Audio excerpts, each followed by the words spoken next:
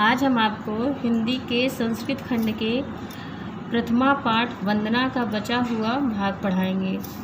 इससे पहले हमने 4 श्लोक पढ़े थे। अब हम आज आपको 5वां श्लोक पढ़ाएंगे। 5वां श्लोक है आपका सत्यव्रतम सत्यपरम त्रिसत्यम सत्यस्य योनि निहितम च सत्ये। तो सत्यव्रतम मीन्स क्या होता है? सत्य का व्रत धारण करने वाले।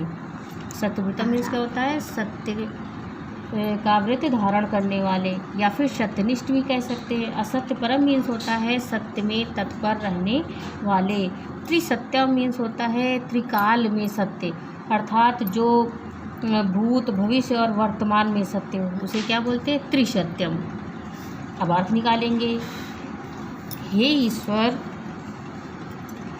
ईश्वर तुम सत्य का व्रत धारण करने वाले हो। हे ईश्वर तुम सत्य का व्रत धारण करने वाले हो। तुम सत्य में तत्पर रहने वाले हो। तुम वर्तमान भूत भविष्य त्रिकाल में सत्य हो।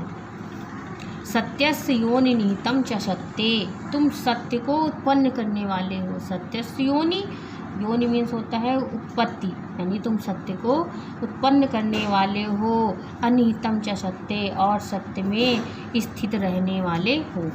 सत्यस्य सत्यम विसत्यम, तुम सत्य हो।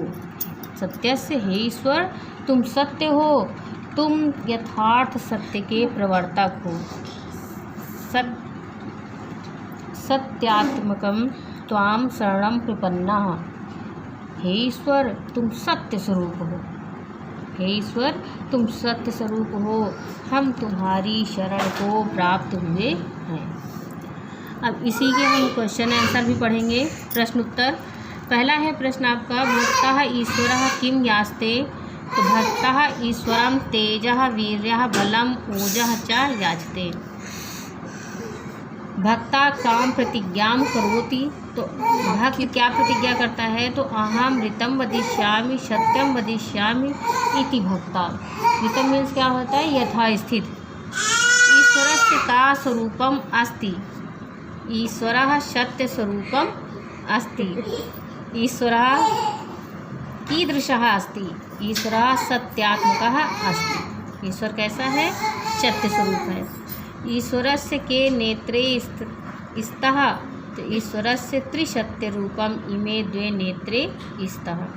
ईश्वर के कितने नेत्र बताए गए हैं? 2 नेत्र बताए गए हैं।